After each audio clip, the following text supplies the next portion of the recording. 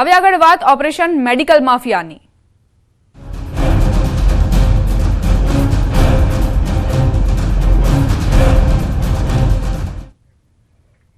ખ્યાતિકાંડ કેસમાં મોટા ખુલાસા થઈ શકે છે। આરોપી પટોડિયાના ઘરે સર્ચ કરાશે। પટોડિયાને સાથે રાખીને તેમના ઘરે તપાસ કરવામાં આવશે। આરોપી પટોડિયા 7 દિવસ રિમાન્ડ પર છે। અત્યાર સુધીમાં 7 લોકોની ધરપકડ થઈ ચૂકી છે। રાજશ્રી કોઠારીના પણ આગોતરા જામીન રદ કરાયા। રાજશ્રી કોઠારી પણ પોલીસ સમક્ષ આવી શકે છે। મહત્વનું છે કે ખ્યાતિકાંડના અત્યાર સુધીમાં 7 આરોપીની ધરપકડ કરાઈ છે, જેમાં આરોપી ડોક્ટર પટોડિયાના 7 દિવસના રિમાન્ડ મંજૂર કરવામાં આવ્યા છે। ત્યારે ક્રાઇમ બ્રાન્ચની તપાસમાં મોટો ખુલાસો થયો છે કે હોસ્પિટલના નાણાકીય ભંડોળમાં ઓડિટ રિપોર્ટમાં 1.50 કરોડની ખોટ બતાવતા હતા।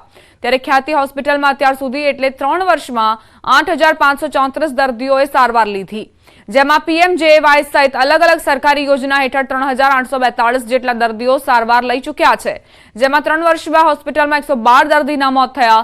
આ દર્દીના મોત પાછળ બેદરકારી છે કે કેમ તેને લઈને તપાસ કરવામાં આવી રહી છે।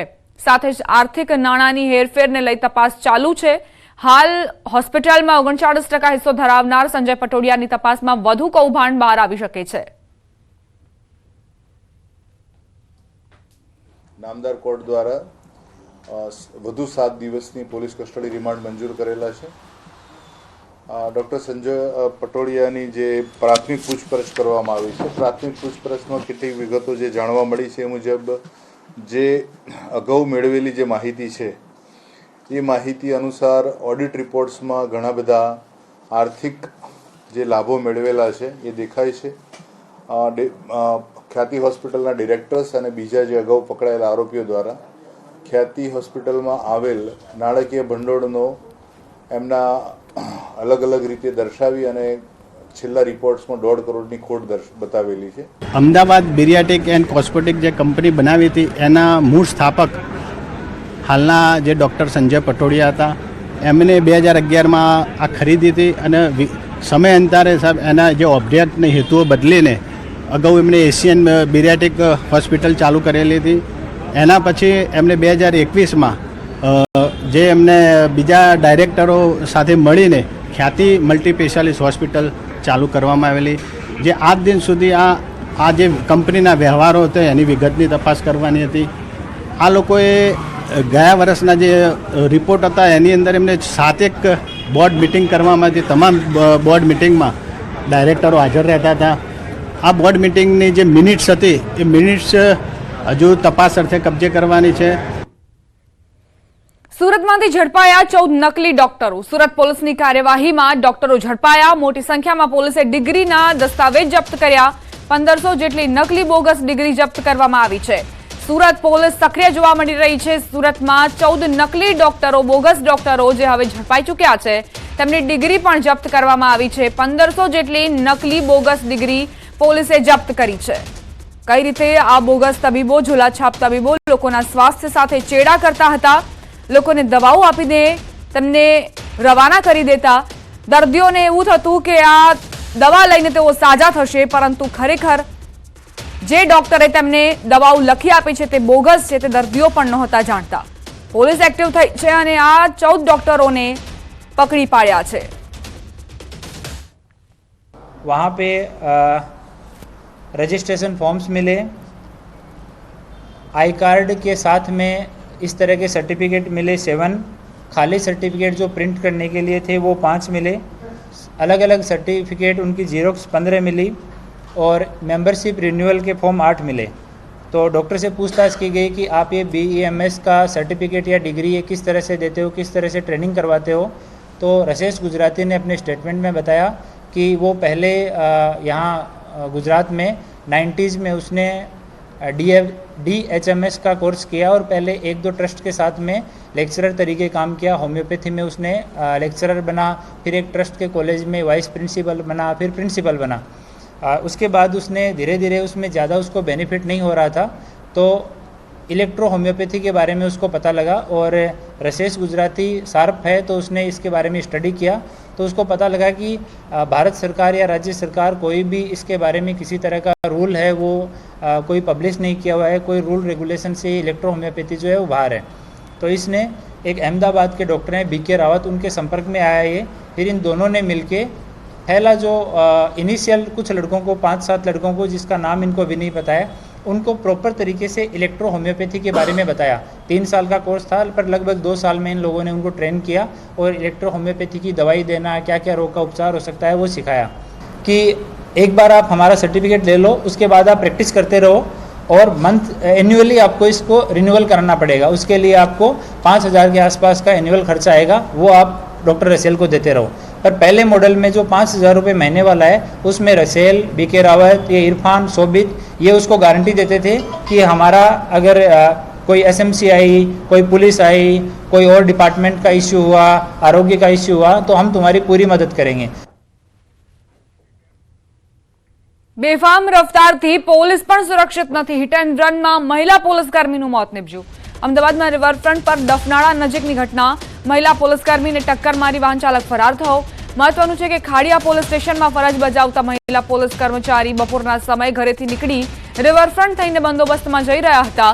તે દરમિયાન રિવરફ્રન્ટ પાર્ક પાસે કોઈ અજાણ્યા વાહન ચાલકે તેમને ટક્કર મારી, જેમાં ગંભીર રીતે ઈજાગ્રસ્ત પોલીસકર્મીનું સારવાર દરમિયાન મોત નીપજ્યું।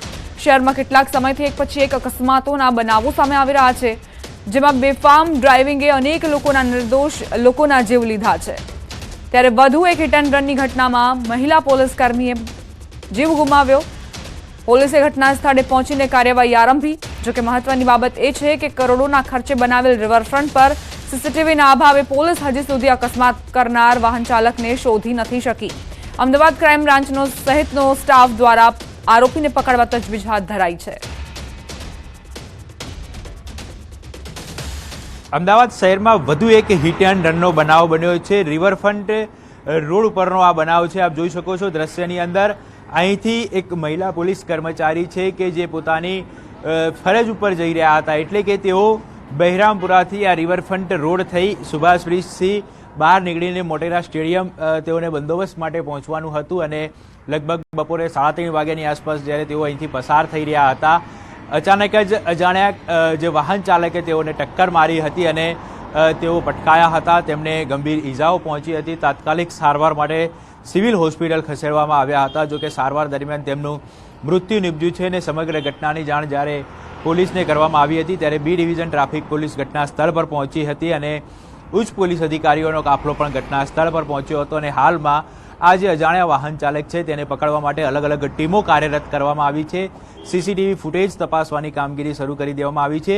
જો કે મહત્વની બાબત તો એ છે કે આ રોડ ઉપર મહત્તમ જગ્યાઓ પર સીસીટીવી લાગેલા નથી, એટલે આ જે અજાણ્યો વાહન ચાલક છે તેને પકડવામાં પોલીસને ક્યારે સફળતા મળે છે તે જોવું છે, કારણ કે સીસીટીવી અહીં લાગેલા નથી, એટલે આ જે અજાણ્યા વાહન ચાલકની ઓળખ કરવી એ ખૂબ જ મુશ્કેલરૂપ પોલીસ માટે બની શકે તેવી શક્યતા છે। કેમેરામેન હરીશ શર્મા સાથે ઋત્વિજ સોની, ન્યૂઝ 18 ગુજરાતી, અમદાવાદ। સમાચાર રાજકોટથી। રેલનગરમાં સિટી બસનો અકસ્માત, 2 વ્યક્તિએ જીવ ગુમાવ્યા। બસ ડ્રાઈવરની હાર્ટ એટેક આવતા અકસ્માત સર્જાયો। ડ્રાઈવર અને એક મહિલા રાહદારીનું મોત નીપજ્યું। એક રિક્ષા સહિત 2 થી 3 વાહનો સાથે બસ ટકરાઈ હતી। અન્ય 2 લોકોને પણ ઈજા પહોંચતા સારવાર માટે હોસ્પિટલમાં ખસેડવામાં આવ્યા। પોલીસે મૃતદેહોને પીએમ અર્થે ખસેડીને વધુ કાર્યવાહી હાથ ધરી છે। બસ ડ્રાઈવરને હાર્ટ એટેક આવતા જ બસ 3 વાહનો સાથે ટકરાઈ હતી। એક રિક્ષા સહિત 2 થી 3 વાહનોને અડફેટે લેતા જ એક મહિલાનું પણ મોત નીપજ્યું। અન્ય 2 લોકોને ઈજા પહોંચતા તેમને સારવાર માટે ખસેડવામાં આવ્યા છે। એક મોટી દુર્ઘટના રાજકોટમાં બની અને એ પણ બસ ડ્રાઈવરને હાર્ટ એટેક આવતા। એમને ચાલુ બસે એટેક આવ્યો એટલે ગાડી કંટ્રોલ ન રહી। મેં બ્રેક કરવાની કોશિશ કરી પણ હું પહોંચી ન શક્યો, એના કારણે આ બનાવ બની। શું નામ છે ડ્રાઈવરનું? પરસોત્તમભાઈ બારૈયા। બસમાં કેટલા પેસેન્જર હતા? બસમાં 3 લેડીઝ ને 1 જેન્ટ્સ, કોઈ વસ્તુ નહીં। કાયદાના રક્ષકો જ નિયમો તોડતા નજરે પડ્યા। હેલ્મેટ માટે દંડ વસૂલતા જવાનોએ નિયમો તોડ્યા। અમદાવાદ સિવિલ હોસ્પિટલમાં ન્યૂઝ 18 ગુજરાતીનું રિયાલિટી ચેક। સિવિલ હોસ્પિટલમાં પરિપત્ર જાહેર કરી નિર્ણય કરાયો છે।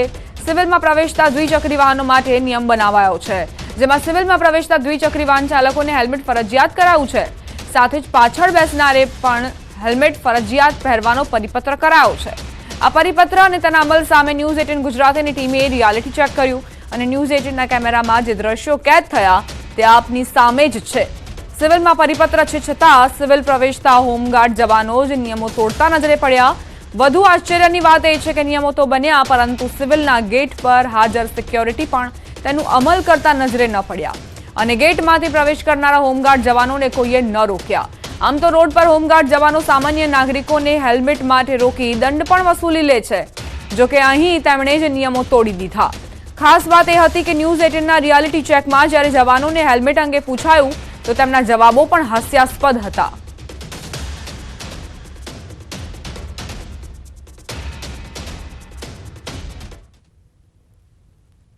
અત્યારે આપ હેલ્મેટ પહેર્યા વગર નીકળ્યા છો, તમારા જ ડિપાર્ટમેન્ટ બધા એવું કહે છે કે હેલ્મેટ કમ્પલસરી હોય છે. આદુ નેક્સ્ટ ટાઈમથી પહેર્યા તો જલ્દીમાં આવી ગયા એટલે પછી સાહેબ આ કેમ અત્યારે હેલ્મેટ નથી પહેર્યું? હેલ્મેટનો તો સીપીએ સર્ક્યુલર કરેલો છે. અત્યારે અમે ટોપી પહેરી માથા ઉપર દેખાય. હા તો માથે બધા જ્યારે ટોપી- નહીં તમે તમને કહી પોલીસ દઉં, રોકે છે, સાંભળો. ટ્રાફિક પોલીસ રોકતા મારી હોય વાત ત્યારે પહેલા બધા સાંભળો. મને એવું કહે છે. જ્યારે બી ટોપી પહેરી હોય ને તારે હેલ્મેટ ના આવે. હા પણ બધા લોકો અમે બી જ્યારે પેલું બાંધીએ છીએ રૂમાલ કે ઉપર ત્યારે બી તો અમે તો એવું થોડી ન હોય. દેખાય તમે સિમ્બોલ દેખાય છે? હા એટલે તમે આ symbol નિયમ દેખાય તો તમને? પણ નિયમ તો નિયમ બધા માટે હોય ને સાહેબ. હા. તો તમે ટુ વ્હીલર લઈને નીકળ્યા છો, હેલ્મેટ તો પોતાની સુરક્ષા માટેનું હોય છે. તો તમે હા. અત્યારે કેમ ટોપી પહેરીને એવું કહો છો કે હેલ્મેટ ટોપી ના હોય ને. હા પણ ટુ વ્હીલર તમે ટુ વ્હીલર ચલાવો છો ત્યારે હેલ્મેટ પહેરવું જરૂરી છે. હા જરૂરી છે ને. હા તો પહેરું નથી તમે.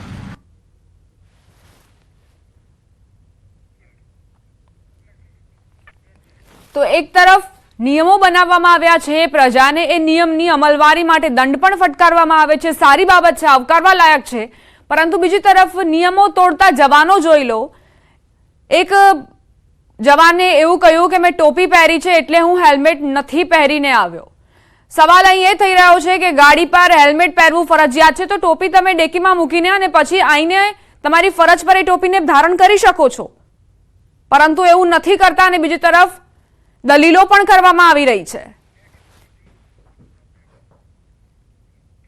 વડોદરામાં વગર ચોમાસે શહેરમાં મસમોટો ભૂવો પડ્યો. ભ્રષ્ટાચારના ભૂવામાં ખુદ પાલિકાનું જ વાન ખાબક્યું. કચરો લેવા આવેલી ડોર ટુ ડોર કચરાની વાન ભૂવામાં ખાબકી. વાનની સાથે કચરો નાખવા આવેલા એક નાગરિક પણ ભૂવામાં પડ્યા. સ્થાનિકોએ મહા મુસીબતે નાગરિકને બહાર કાઢ્યા.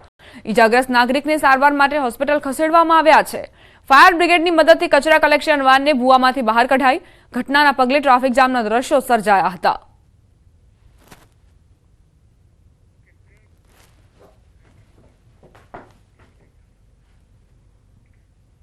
રોકાઈશું એક નાનકડા વિરામ માટે. આપ જોતા રહો ન્યૂઝ 18 ગુજરાતી.